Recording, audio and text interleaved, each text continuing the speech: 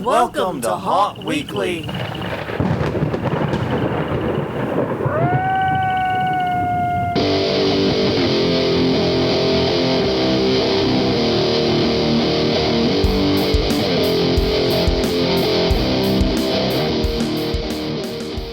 Hello, everyone. I'm Jonathan. I'm Crystal. And this is Haunt Weekly, a weekly podcast for the haunted attraction hunter entertainment community. Whether you're an actor, owner, or just plain aficionado, we aim to be a podcast for you. And we return to you once again. If you're catching us live, you're seeing us on Sunday. If you're getting the recorded podcast as it goes up, it's going up on a Monday. And if you're getting it later, well, then that's your problem. I don't know when you're getting. I have no way of telling when you're getting. But we are grateful that you are joining us no matter when, where, and how you are listening to us.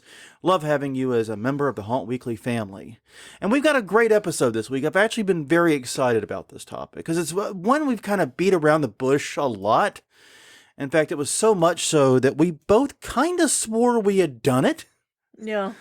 But we didn't. We talked about some of the pieces we're going to discuss, but never actually focused on it in this direction. Mm-hmm. And the topic is year-round revenue for haunts. And this is an important topic right now. Friday the 13th just passed. Haunts that had a season are closing down. And if your haunt has no revenue other than ticket sales, that means you've got no money coming in until probably September of next year. Right. And this is something that we actually mentioned on last week's podcast about what we can learn is how to be more sustainable in any situation. Yeah, a little more flexible. You know, like a business. A little more sustainable. And so that's what we're going to be talking about this week. But first, take a minute if you have not done so. Check us out at hauntweekly.com.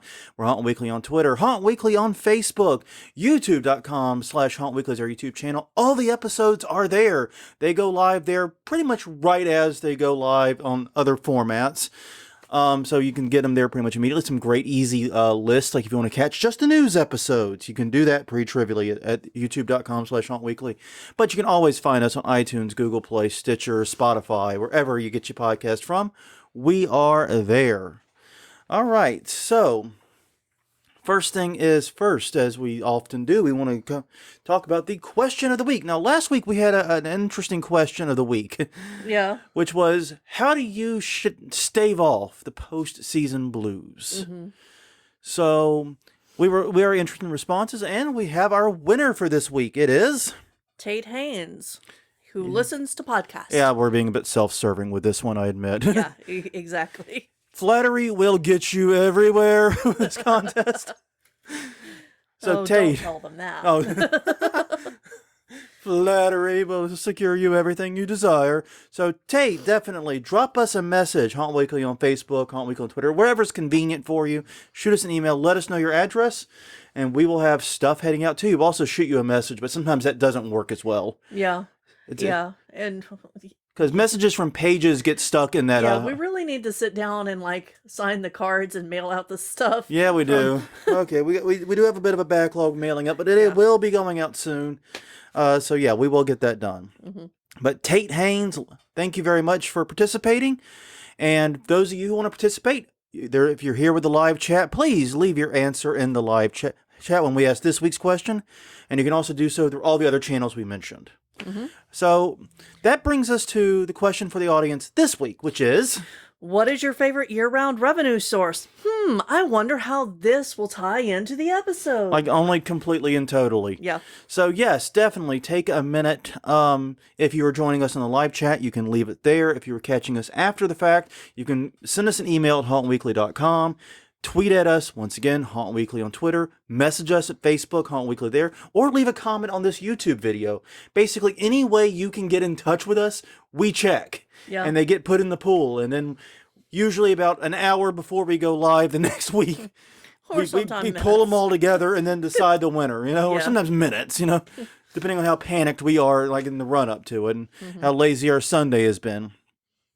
So yes, definitely get those answers in. What is your favorite year-round revenue source for haunts and haunted attractions? I'd be interested to see what you guys are doing because I think we picked 7. Yeah, and it doesn't have to be yours. It could be something that you've seen somebody implement. You've seen someone else do it, and it's something that you do. Yeah. But just something you've seen and really, really liked, or something you participated in. Maybe you bought this. Maybe you gave money for this. Mm-hmm. and it tickled your fancy so much. So definitely drop that in there. Let us know. And if it happens to be one of the ones we mentioned, that's fine too. Like I said, flattery will get you everywhere. All right. So we've actually got some housekeeping to go through. A little bit. We had a really interesting response to last week's episode. Yeah. Really interesting response. I did not expect that. We mentioned somewhat casually our anti-Christmas list and how that's one of the ways we stave off the postseason blues. Right. And it is getting time to work on that again. It is. Yes. So here's the thing. We got almost as much response about that as we did the question of the week. Yeah. There was a lot of feedback on that. Right. For a podcast this small especially, we got a lot of feedback. And so what I think we're going to do is we are going to do an episode about it. However, we might have 2 episodes about it coming up, and I don't want to step on anyone's toes. Right. That's because we've got some upcoming appearances. Yes. First, we will be on the Froggy Jack Live podcast. We've been on there once before. We'll be there again. I don't know when that's going to happen. We're still trying to nail down dates, but we'll be on there, and we'll be talking about the anti-Christmas list. And then sometime soon, we're going to be on Wrestle Horror, which is a podcast about wrestling and horror. If you couldn't grasp that from the name. Right, and you've heard us talk about wrestling in the horror and the haunted attraction business before. Yeah, we've mentioned it in passing, and we've done an episode on it. Yeah, we did a whole episode on wrestling and what haunts can learn from professional wrestling. Right. Everything from storytelling, selling injuries. Yeah. Amazing stuff. Right. So we're excited to be on there, and all of that will be coming up in the next month. Yeah, and they will be on a future episode here, too. They're going to come to our neck of the woods. They're going to debase themselves and come here. And we're looking forward to having them, and we're going to be finding some interest in talking about some of those things about, once again, what haunts can learn from wrestling, get some of their feedback on it. So I'm really excited about both of these appearances. We're still working on exact dates. Mm-hmm. When we nail those down, we will have those to you. Once again, Facebook.com/HauntWeekly, Twitter.com/HauntWeekly will probably be where we post them initially, and we'll mention them here on the podcast too. Right. So lots of appearances coming up, and we're actually working on getting a lot of people to join us here. We're working on some guests for this show. So yeah, we got a lot coming up. This is going to be a very busy couple of months for Haunt Weekly. Very exciting stuff. Yeah. All right. Which raises the question, what the hell have we done this past week, haunt-related? And that is not a lot. We finished tearing down the yard display we had. Yeah. And the reason is because we're getting the yard mowed. Our landscapey dude comes by tomorrow, actually, Monday. Yep. And he will mow the yard. And in New Orleans, I don't know how it is elsewhere in this country, but in New Orleans, you might as well not mow the yard like November through February. Yeah, it's mid-October, really. Yeah, realistically mid-October. This is going to be the final cut it gets, probably until about Mardi Gras time. Yeah. Because that's the final cut it needs. I mean, it's just, the grass stops growing. It's wild. Mm-hmm. And so we're going to do that. We're going to let him have his thing, and then we're going to start work on setting up the holiday display. And holiday display is the absolute correct term, because it's going to be a lot of holidays involved in this, more than just one. So it's going to be a lot of fun, and it's going to be skeleton comedy themed like what we did with the Halloween display. I'm excited about it. We've been bouncing ideas off each other for weeks. Yeah. I really don't know how this is going to go, but it's going to be a lot of fun to try. Yeah. So, yeah. Yeah, it should come out fine, and we'll post pictures once it's done. Oh, absolutely. Lots of photos. If you're doing holiday displays, be sure to share them with us. We'd love to see them. Love to see what you guys are up to, what you all, you vagabonds and ragamuffins are up to. All right, real fast, just a quick update on the Raven's Grin in GoFundMe. We've been talking about this regularly. Once again, check out episode 87, where we actually sit down with Jim Warfield to discuss this haunt.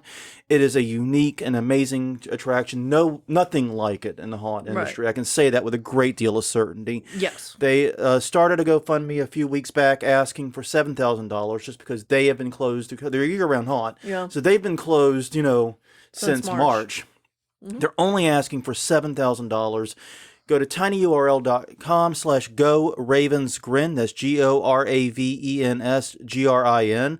And check out their GoFundMe if you're comfortable supporting them there. If not, they have an Etsy shop on their site. Yeah. Which is interesting because we're going to be discussing something along these lines. Right. Yes, we will. It's coming up, so that's going to be a lot of fun. But yeah, check them out there. Buy some T-shirts. I can verify that the T-shirts there are put in plastic bags, and no matter how hard the Postal Service tries to destroy them, they will not die. They will not be damaged. We got the box, and it was like left out in a downpour with a giant hole in it. Yeah. And it's like, oh, the T-shirts are ruined. But no, they were not. The T-shirts were spared. They were fine. Yes, because they were inside of the waterproof bag inside of the box. Yes, exactly. So it was very good job shipping there, guys. Very good job shipping. I really applaud them. Mm-hmm. All right, so that brings us to the topic du jour, and we're talking about year-round revenue. Mm-hmm. The 2020 season's winding down. A lot of haunts I know had Friday the 13th things. Right. Which makes why wouldn't you? Why wouldn't you? Especially that close to Halloween. Well, yeah, I mean that's the thing. Like Halloween is on. If Halloween is on a Saturday, then the next Friday will always be Friday the 13th. Yeah. So the next Friday. Next Friday the 13th. The next 13th will be on Friday. We'll get there. Nope. No one said we were the fastest podcast. We never claimed efficiency. We claim effectiveness. There's a big difference between those two things.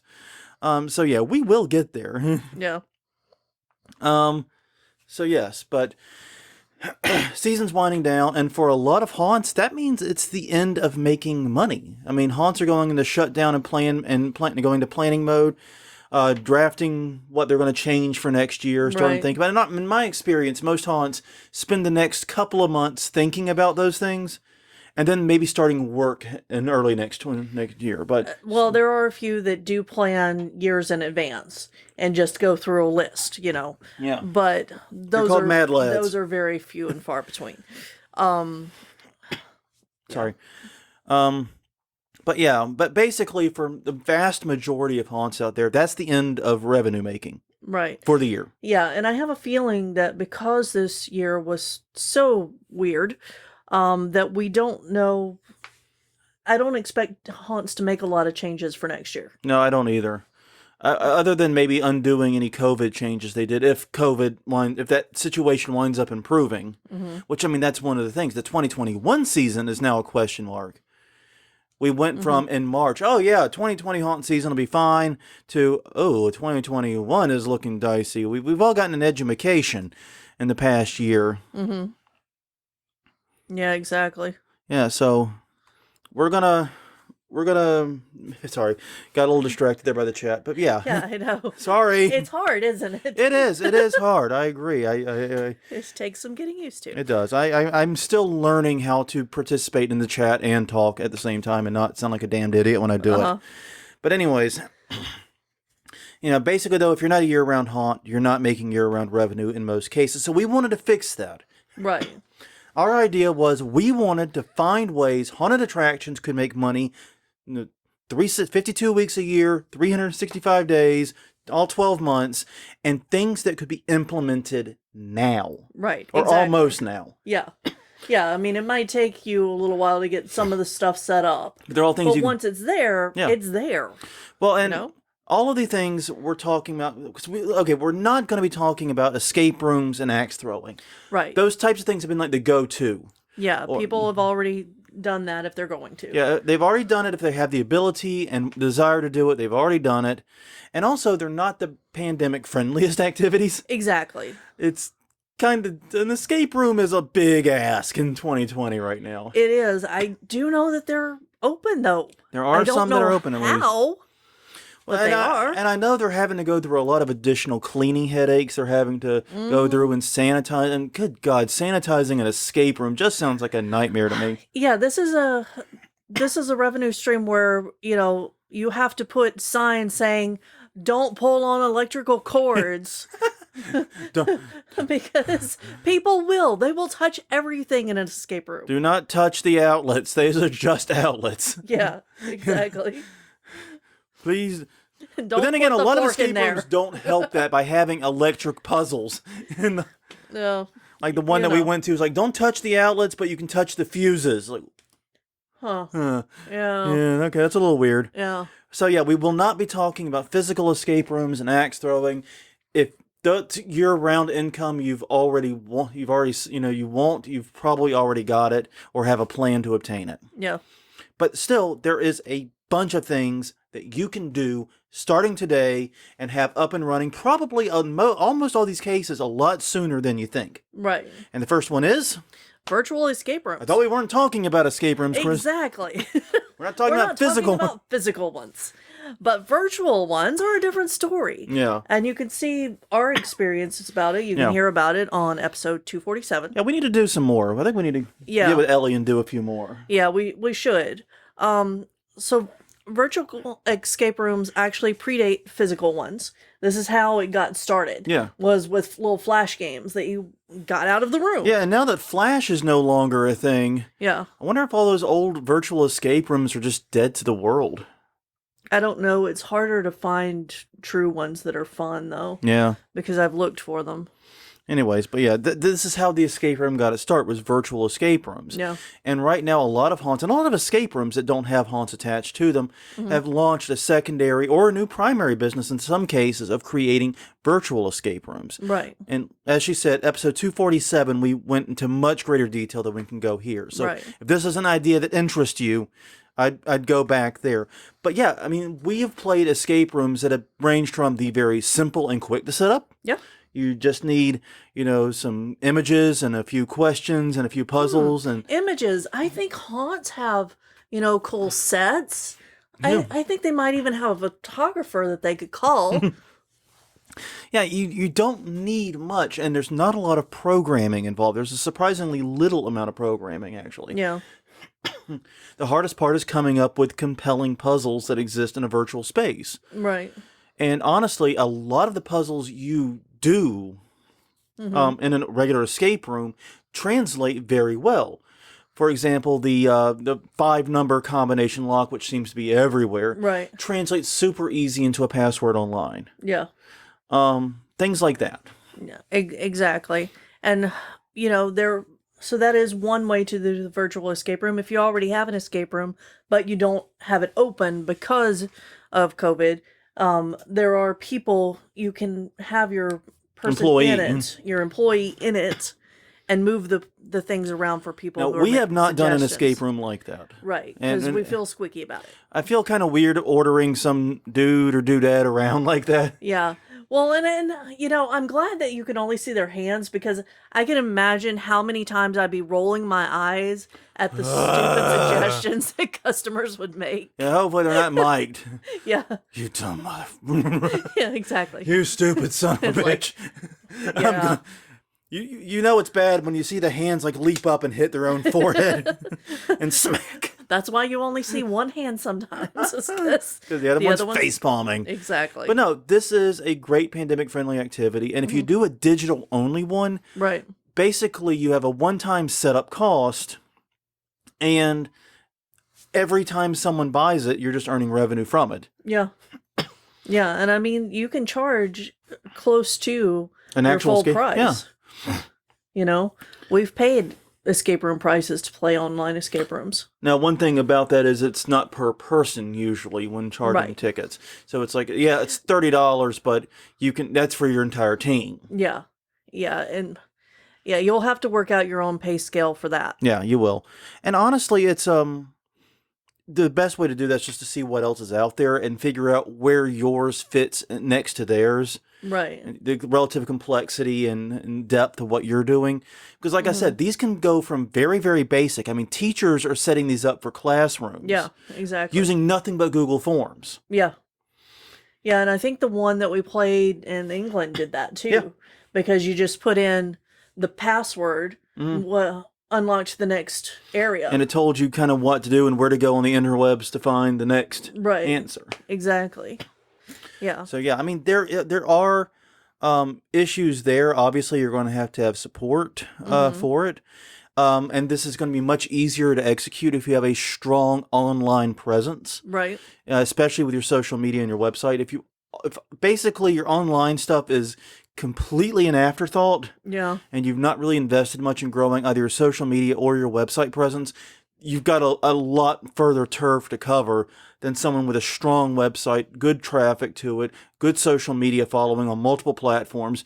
It'll be much easier to convert that into a virtual escape room audience. And that's true for a lot of what we're going to be talking about, but it's especially true with this. Yeah. Because, once again, you're asking people to embark on an experience that they probably haven't had. Most people, even the people who've played escape rooms, a lot of them have not touched a virtual one. Right. So you're asking for, it can be a big ask. Yeah. So something to think about. Yeah, and I want to throw in here, because I don't think we cover it anywhere else. There are other types of small games that if you do know someone who is a developer or can search that, find and seeks with pictures of your haunt. And then the way you make revenue off of it, at least the way I've seen in those types of games, is to buy speed up passes for clues. Okay. Yeah, free to play, but microtransaction. Exactly. Yeah. Yeah, you buy a hint or a skip or a... Exactly. Yeah. That makes it agree sense. I can see that. Yeah. And you could also theoretically do that as an add-on to the escape room, too. Right. You could use the same model, even. Yeah. Free to play the escape room, but if you need a hint, Right. it costs, X amount per hint. Yeah, exactly. Okay, that could be interesting. Yeah. Though with that, if it's the same escape room and everyone's playing it, then there's little to stop other people from just posting the solutions. Yeah, but I've learned that, well, from my experience, you're so busy trying to solve the puzzles yourself that you don't want the outside help. But you will take a hint occasionally. Yeah, within the rules of the game. Yeah, because it's faster to pay, a nominal amount than it is to try to find the answer online. Depends on how fast the payment process is on that one, actually. Yeah. Anyways, so just something to think about. Virtual escape rooms / other types of online games that might be relevant to a haunted attraction. Surprisingly easy to set up, especially if you've got someone on staff or someone around you that is pretty good at web development. Right. Just something to check out. And definitely, once again, episode 247, and check out some other virtual escape rooms online before jumping into that. There are a lot. I found them to be a lot of fun. Yeah. Looking forward to doing another soon. Mm-hmm. And yeah, that's about it. Item number 2. Merchandise. You sell merch at your haunt. Why don't you sell it online? Why don't you sell it 365? Yeah. Why can't I buy a haunt shirt for Christmas? Yeah, and or a birthday? Exactly. And I've tried to do this before in the past, and it's frustrating because not a lot of haunts do this. In fact, this is one thing that's interesting. I was researching haunts and who was doing what we were talking about. I found one haunt that actually does several of the things we're talking about this week. Okay. Including this one, The Darkness and all the Larry Kirchner haunts. Which makes sense because for all the disagreements we have with Larry Kirchner, on the haunt business side, he's savvy. Yeah. There's no denying that. Yeah, I mean, his haunt is a showcase of his props. He's a savvy haunt businessman. I cannot argue that. Like I said, disagreements with him. Some of them very public.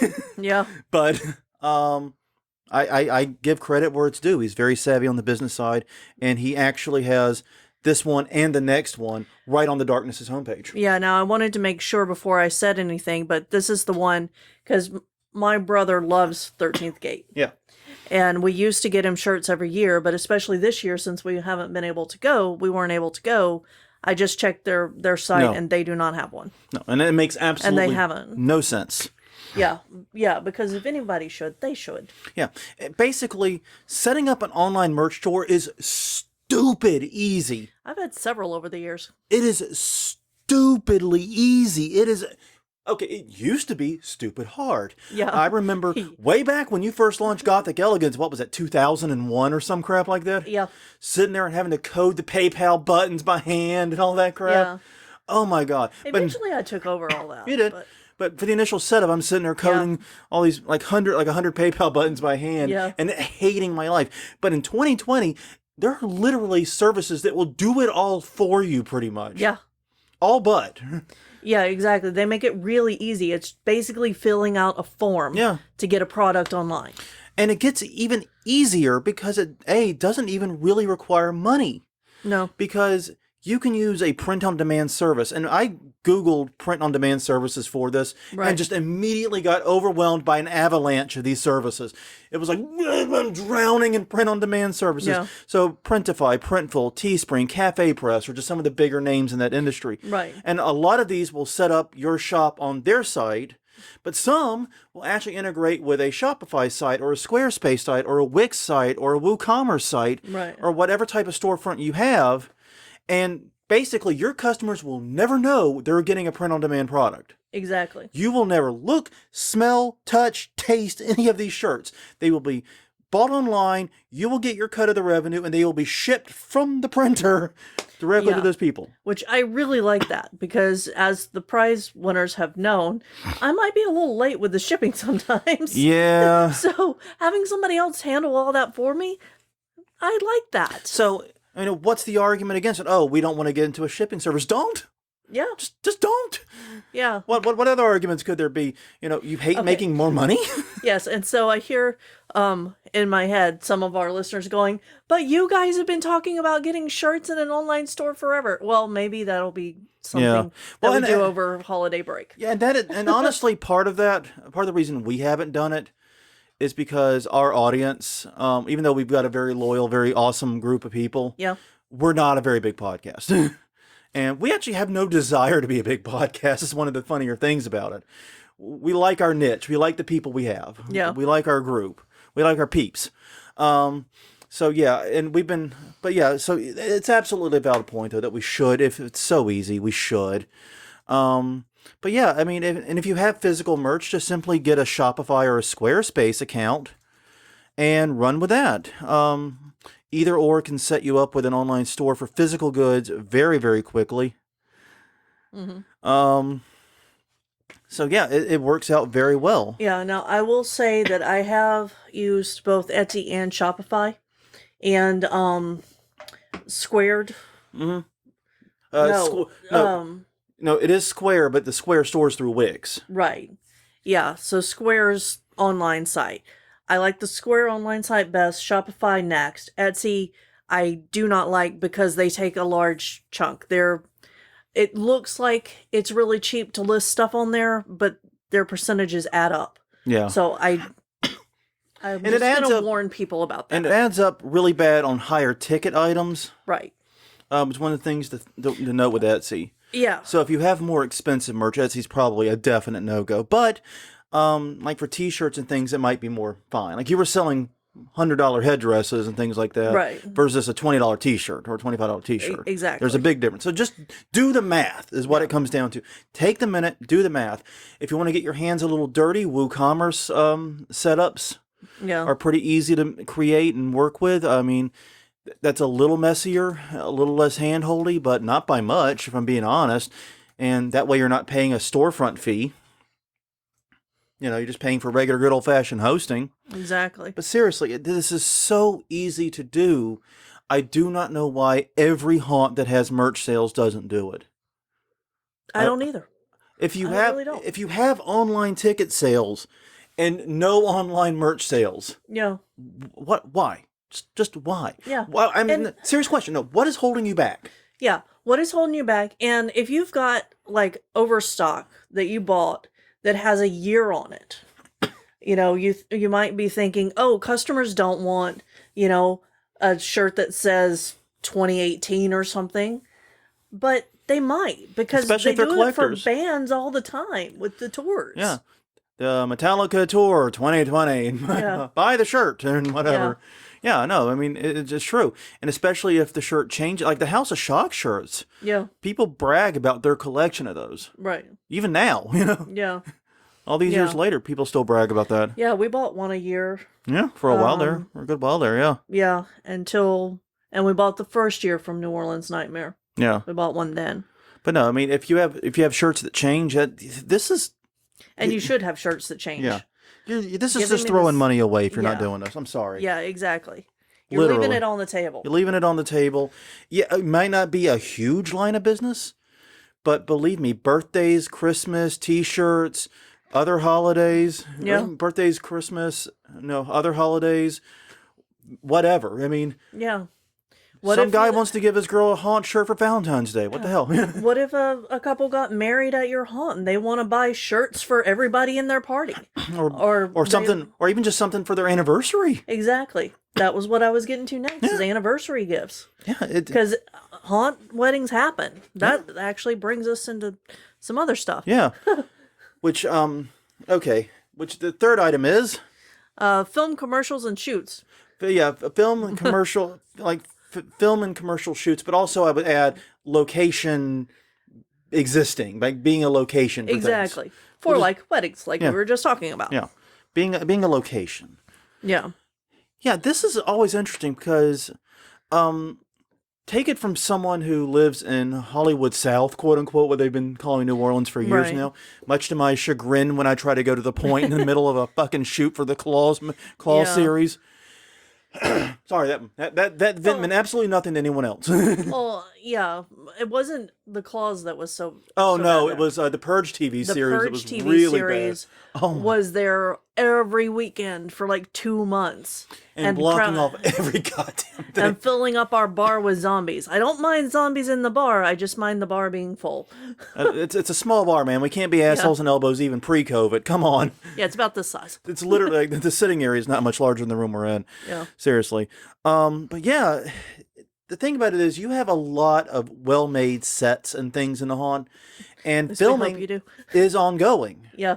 Films, movies, TV shows, commercials are shooting. They're doing so with strict COVID protocols. And we know this because we have a friend of ours who's into acting, and she has multiple times gone on Facebook going, where can I get an emergency COVID test in the next 2 hours? Right. Because she needed to get one and get the result so that she could audition. Yeah. Even just to show up for a tryout or an audition, she had to, for even, I think it was in one of those cases, just for an extra bit. Yeah. So it's like, yeah, they're following a very strict COVID protocol. Everyone is being tested, and they are keeping it as safe as humanly possible during a pandemic. Yeah. So look up the local standards on COVID testing and filming. I think you'll find that they are way more intense than most workplaces. Yeah. And also don't forget about the indie filmmakers. Yes. Because, they might not be able to pay what the big budget films will do, but they could still do something. Yeah. Yeah. Being a location is potentially a big deal. And this was the other one, like I said, The Darkness has on its site. Right. It has a page advertising it as a place to shoot movies or have weddings and other tomfoolery that you might want to have in a haunted house. Yep, exactly. For the filming thing, you'll most likely have your success in spring and summer when people are typically shooting things for a more October release. Mm-hmm. So think about that in terms of your haunt building. Right. And how that will impact that. But yeah, the location fees vary wildly from place to place, so check and ensure it's worth your while in your area. Here in New Orleans, it absolutely would be. So much is filmed here. Yeah. I have no reason to doubt New Orleans Nightmare or I know the Mortuary does it. Yeah. And we know 13th Gate in Baton Rouge does also. So you've got all of these film companies already here. Location fees are good. And well, I mean, New Orleans Nightmare makes sense because they've got the New Orleans scene. Yeah. And they got a huge gravel area. Street, so they could host a TV series there. Yeah. And then they wouldn't have to worry about extras walking into their shot or closing off the street or anything like that. Yeah. So I mean, honestly, this one seems obvious. Now, one of the obvious elements of it is if you are in BFE, it's probably not going to work as well. Yeah, but reach out to your local towns and let them know. Yeah. And once again, put this information on your website and have someone there that they can contact saying, hey, we're interested. Yeah. Because that's one of the things that's always kind of mind-blowing. It's like, if I were interested in doing well, I know who I would contact, like New Orleans Night. I know who, but if I were not in the haunt industry, not involved, who the hell would I contact? I don't know. Yeah. Yeah, I know. We know because we are us, but random filmmaker 39 would not. Yeah, or location scout. Yeah, or location scout probably would not. So that is something to really think through. And we've had people reach out to us about shooting. Now, we had to turn that down flat for a lot of reasons. Yeah. But we've had people reach out to us about filming. Right. So Yeah, it can be a secondary source of revenue, and I know some haunts that do a lot of this business depend upon it to stay in the black. Right. They can have a completely successful season, gangbuster numbers, but still need a film shoot or two that push them into the profit-making territory. No. So it happens. I wonder if local colleges with like a film school would be interested in working out a deal with haunts. Why not? No. Why not? That's actually a really interesting idea that I'm pretty sure you just came up with right here on the spot. Maybe.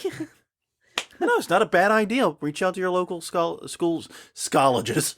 Colleges. Reach out to your local college. I went to college. I have a degree from the college.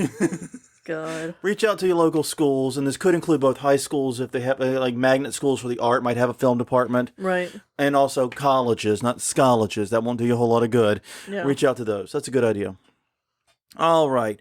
Number 4, haunted garage sales. This is something that always intrigued me. You have stuff that breaks, costumes that wear out, items that you upgrade. Sell your old stuff. Mm-hmm. Don't just give it away or throw it out. And I have seen so much stuff. Haunts are pretty notorious for throwing things out. Stuff that may be of interest to someone, even if you don't think there's any value in it.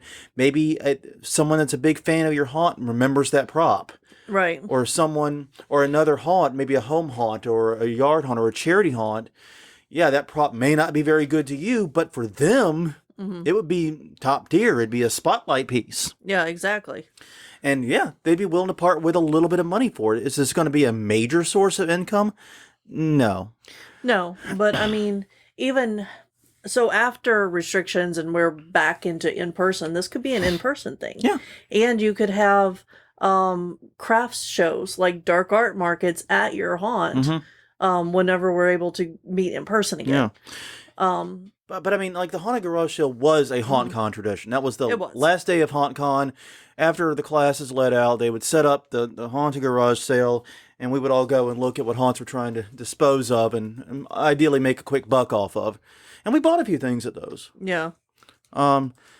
So, yeah, but there's nothing stopping you from holding a virtual one. Check out Facebook Marketplace. Look into Craigslist. There are various haunter groups on Facebook. Some of them are swaps. I know there's a special group for the SFX masks. Things like that. Great way of getting rid of stuff that you're no longer using, but not just giving it away or throwing it out or whatever. Yeah. Which, yeah, not all haunts, but a lot of haunts tend to be just, yeah, we're done with this. And even if it's worth maybe several $100s to someone else, just chuck it. Just chuck it. Give it to an actor to take home randomly. Yeah. Whatever. Just don't worry about it. Yeah. And here's the thing. Your biggest fans are going to want to buy some of your history, and it gives them a feeling of ownership in the haunt itself by having that piece of it. Even if it's a small piece. Like, okay, this is a story. I don't know how many of you guys watch BattleBots. But we are huge BattleBots fans when it's around. Yeah. And we are Team Waiachi for life. I love Team Waiachi. Yeah. And the reason is because when Son of Waiachi had their championship season way, way back in the old BattleBots, going way back when they were on Comedy Central. Yeah. So we're pulling some history here. They actually auctioned off some damaged parts from the Son of Waiachi, 2 of the hammer arms specifically, on eBay. I won them. My broke ass at that time. Yeah. Because I broke ass college kid at that moment. I didn't have 2 nickels to rub together. No, but I managed to get that. Yep. And they actually sent it to me for less than the minimum. Right. And agreed to pay shipping under the condition, if I ever made my ass to Wisconsin, I would give them a case of craft beer. Yeah. So I'm still holding myself to that promise. If I ever do make it to Wisconsin, I will absolutely positively do that. I will drop it off. But so yeah, but that we have pieces of a championship BattleBot in our house. Yeah. Yeah, we'll take photos and post them later to Haunt Weekly. Yeah, but so we have that, and because of that, I feel a strong ownership, not literal ownership, but connection with Team Waiachi and BattleBots more broadly.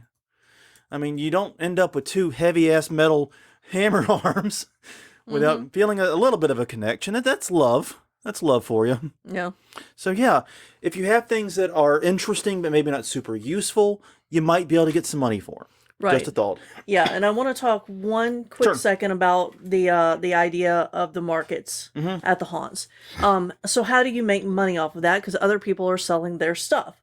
You charge for booths, Yeah, table fee. table fee. Like I've done this so many times, and it's anywhere from $20 to $25. But Starting also, up to, I think the most expensive table I've paid for is $50. yeah, but you've done mostly smaller events. Yeah, and I would expect this to be a small event. And also, if you do that, don't forget to open up your concession stand. Yeah, open up the concession stand, open up your merch booth, Yeah. because why not? You're going to be there anyway. Sell your merch, sell your junk. I don't want to call it junk because it's one man's trash is another man's Right. treasure and all that jazz. Exactly. Open it up to other crafty people.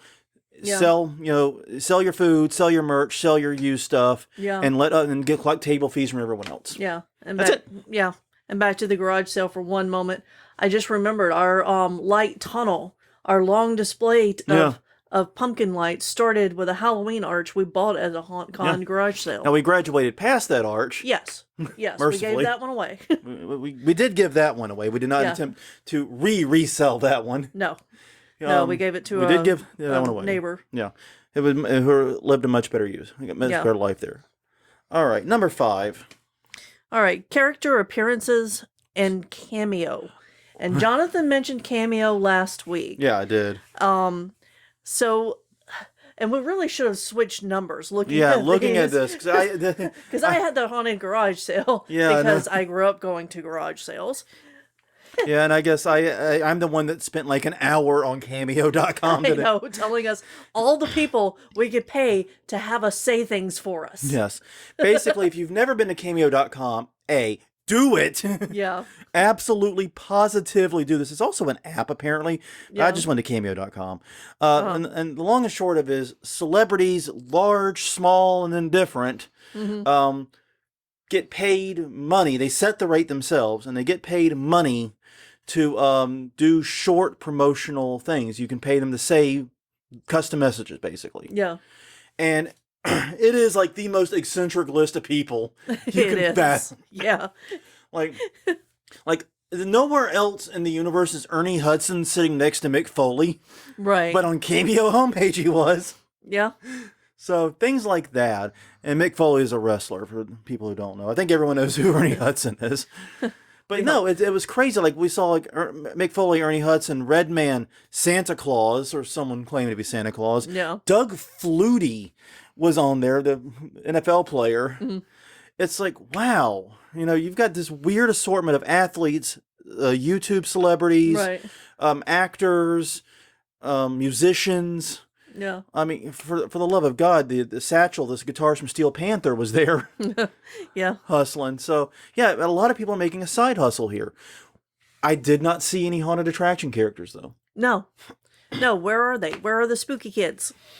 If your haunt has a memorable character that people know, Yeah. get them on this. Exactly. There is a chance it may not be much. The fees range incredibly wildly on this site. The cheapest I saw was $12 for a short message. The most expensive I saw was $1,200 from some random rapper that I did not know. Honestly, I'm not the target market for that one. I'm pretty sure anyway. Mm-hmm. But to give you an idea, Vicente Fox, the former Mexican president, was $300. Yeah. The president of a major country, millions of people, and $300 to get him to. Yeah, there are lots of politicians on this. I was surprised by that. a lot of political people, Yeah. including people like we know from like recent history too. Yeah. And I mean, you could Yeah. feasibly get endorsements from them. Yeah. You could pay them to endorse your haunt. But we're not talking about paying people. We're talking about making money. Yeah, you could theorize, and then that's the other side. It could be a thing later down the road if you want to use this in a commercial. It might be a way to get that done. But man, this is an opportunity here to have special birthday greetings, holiday messages, things like that. Proposals. Yeah, proposals, wedding proposals.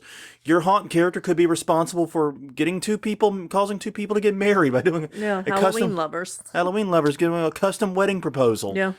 You can do all kinds of crazy things like that with this, and it's just cameo.com, cameo.com. You can sign up as a quote-unquote celebrity, Yep. but, I mean, they have Santa Claus. Obviously, you do this. Yeah. They have Santa Claus and Santa Puppet, too. Santa Puppet was cheaper than Santa Claus. I would expect that, actually. Santa Puppet isn't trying to be Santa Claus. That's true. Less makeup on Santa Puppet, too. We got to be honest. Less makeup and costuming work for the Santa Puppet, I'm sure. Okay. So, yeah, but no, seriously, cameo.com, I think this is a potential market for haunted attractions that have memorable and recognizable characters. If you don't have that, then this is another reason to start investing in that. Right.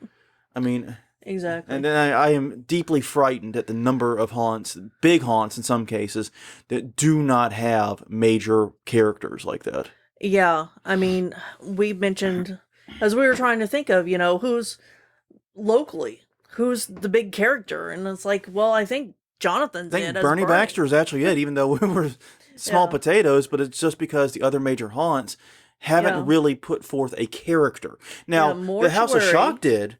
They had their characters. Yeah, they had Belial and all of theirs that were really cool. And Mortuary used to have Ravencroft. Yeah. But I haven't seen Ravencroft in a long-ass time.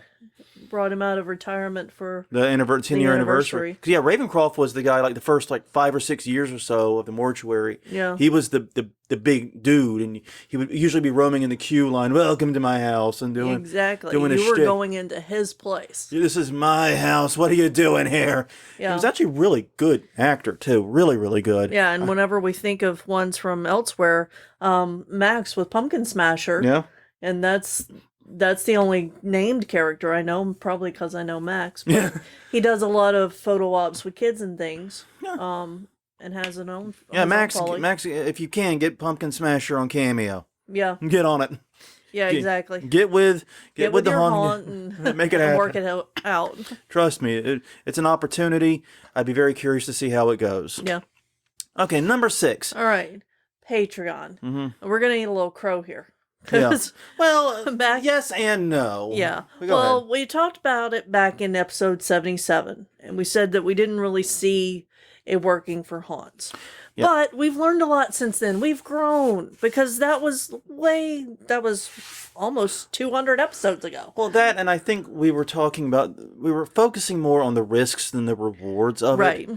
And one of the things, and we'll go into it in a minute, but I think we've seen a few crowdfunding campaigns that happened that made us change the way we approach this. Yeah, exactly. So, yeah. But the long story short, too late, is we were pretty down on it way back in episode 77. Yeah. And the reason is, whenever you do crowdfunding of any stripe, there are risks and there are rewards. Yes. The rewards are you get a very dedicated audience, you get a stable month-to-month income, even if it's not very much. It's a relatively stable income that would not be there otherwise. And you get amazingly close access to your most loyal fans. These are the people that are giving you month-to-month money to see what you're up to and see what's going on. These are people who love you that much. And you have a way to be directly in front of their eyeballs at any moment. Yep. Isn't that awesome? It is. So think about that. I mean, and one of the things, the Cyanide and Happiness guys, I don't know if you're familiar with them. They do the comic series, Cyanide and Happiness. They do cartoons too. Very, very NSFW comic strip and YouTube series, but funny as hell usually. Yeah, especially if you have a dark sense of humor. Yeah, if you have a very dark sense of humor, which this room might be. This room might be the one to do that, yeah. So basically, when they wanted to do their first game, Joking Hazard, they were approached by Kickstarter. Right. And with Kickstarter, they're like, we don't need crowdfunding. We have the money. We have resources. We don't need it. Right. And Kickstarter's like, well, stop thinking about the funding side and start thinking about the crowd side of it. These are your fans. This is your audience. It's a way to get in contact and get buy-in from your fans. Yeah. And that kind of struck a chord with me. Right. And that maybe I was thinking about it the wrong way. Because I was thinking about the funding side almost completely and thinking about the risks that come with that funding, which are basically that you have to provide the regular content, the perks that you promise, and you will likely have to include free or discounted tickets. And there's just a weird sense of ownership when you do something that a Patreon doesn't like, or even if it's a Kickstarter backer, they take it a little more personally. Yeah. A little more harsh. Yeah, they feel betrayed because they are your biggest fan. They feel a sense of ownership. Yeah, exactly. They feel a sense of ownership. And in this case, a more literal sense of ownership. Yeah. I talk about owning this Waiachi arms. I feel ownership. No, not literal ownership. This is literal ownership. Exactly. That's how it feels, even if it's not true. One thing I would say is if you're going to give away tickets or things to Patreons past a certain length of time or whatever, I would look to doing free VIP upgrades. Yeah. Or at the most, one free ticket. Nobody goes to a haunt alone. Pretty much no one. Yeah. Very few people that I've seen. Yeah, so give away one ticket. That way they buy. Yeah, I don't think you've ever, outside of like conventions, called out one to go in for our haunt. Like, it's not in my memory that that's ever happened. I'm sitting here trying to think when I've done it. No. And part of that is there have been a few times up front one person has shown up, but if they are like they've got a group of 3 behind them or 2 behind them, yeah, I'll buddy them up. Yeah. Because especially on Halloween night, because Jesus Christ, we got to get that line going. if it's one of the earlier nights and we're not running a queue, yeah, fuck it, right. they can go by themselves. But yeah, but if it's Halloween night and we're running that mammoth line, we usually run. No, they're getting bunched up. Yeah. Sorry, you just made some new friends. I'd get their name, shake their hand now, and exactly exchange phone numbers just in case you get lost. No, you know, y'all just became friends. Mm-hmm. So yeah, But you could also try Kickstarter, but remember that's just a one-time payment. It could be useful if you're looking for covering building costs or something like that, or for a major new setup or a major new set thing we want to do. But yeah, then and Kickstarter also reduces the ongoing contact you have. Mm-hmm. I've got Kickstarter because usually once the Kickstarter has been delivered, contact is expected to end. Right. Patreon, you get that ongoing, possibly year-over-year contact. Right, and some quick ideas to throw out for what you could offer customers on your Patreon. Behind-the-scenes looks. Yeah. Makeup tutorials. Getting together with the cast or one of the Q&As. Q&As, exactly. It doesn't have to be physical goods. No. This is for people that are your fans. These are for people that like you and want you to succeed. And they have all the questions. Oh, good God. Because they always have all the questions. Yes, they do. It's adorable. And that brings us to our last item. Yeah. As we're closing out on time. Yeah, virtual tours and virtual events. So we've gone to a behind-the-scenes tour of a couple of haunted houses. Yeah, more than a few, I'd say. Yeah. Yeah, the biggest one we've talked about is Hell's Gate. Yeah, that was an amazing tour. That was an amazing behind-the-scenes tour. I would love to take it again virtually. And I don't know why more haunts don't do virtual behind-the-scenes, especially if they're going to do charged behind-the-scenes tours in person. Yeah, right now, Facebook just made it stupid easy to sell tickets to virtual events. Yeah. They have been shoving it down my throat every time I go live on Facebook. Do you want to sell tickets to this? You want to sell tickets to this? You can sell tickets to this. Yep, you could share it out to other groups. You could do it. Oh my God, no, we're not trying to sell tickets to the live podcast. JHC, man. Yeah. Stop it. No. But you could? You could. So yeah, considering doing behind the scenes tours, if your location is known for being haunted, ghost hunts are a big thing now. Yeah. I mean, I'm a skeptic, but that doesn't mean those aren't big business. Right. But yeah, do special events online, have parties, Q&As, do virtual scare events. There's all kinds of stuff here. Be creative. Yeah. Come up. Virtual events are big because of the pandemic, but they're also super easy to market. Facebook and YouTube both make it really easy to market these and get them out there. Yeah, exactly. And I mean, it's not a lot of work. No. There's reward for it. And virtual is now more than ever part of everyday life. And one of the cool things about virtual tours is that you can reach an audience outside of your physical audience. You're no longer constricted by that 50-mile radius we talk, or 25-mile radius we talk about. Like, if we could take a virtual tour of Headless Horseman. Yeah. Oh, I'm there. Exactly. I'll be there tomorrow. How much you want me to pay? Yeah. Where's the fee? Yeah. You could say that for Erebus. You could say that for a lot of these haunts. The Queen Mary. The Queen Mary, oh, that'd be Yeah. a great one. Yeah, no, there's all these opportunities out there to take these virtual tours. Why not do it? Especially, and right now would be a great time to do it because you haven't started your renovations, probably. Right. Now's a great time because even if you do give away some secrets, well, you have all season to make Yeah. new secrets. Well, and there's, All off season, yeah. and it's also people like us who can't get to every haunt all over the world, but we would love to see them. Yeah. We would pay to see them online. Yeah, absolutely. So, yeah, it's something to think that's pulling a page from some of our tour guide friends who have been Right. doing virtual tours. Yeah, and those have worked really well. Yes, They've they been have. really cool. So Yeah. So, yeah, give it some thought. I would say that is another easy one. Like I said, all of these are designed to be things that are easy. easy, year round, Fast, mostly low risk. virtual. Yeah. I don't think any of these carry significant risk. No. Yeah, these are money-making opportunities I think haunts should be jumping on Yeah. and aren't, by and large. So that's it for the topic. This brings us to the question of the week. Do we have any answers? I noticed a few people in chat, but it went by too quick. They weren't talking about the question. Oh, okay. I think maybe the question was not a good question. All right. So we'll do the posting on Wednesday, yep. To put it out there again to people, maybe give you some time to think about it. Yeah, and we didn't actually answer it ourselves because we didn't want to give away what we were talking about. Yeah, any of these. Pick one. Yeah. Well, I mean, I think my personal favorite year-round revenue source for haunts would be the online merch booth / gift shop. Yeah, because that's what I look for most often. Who was it that did the honey? Haunted Honey. Yeah, Haunted Honey.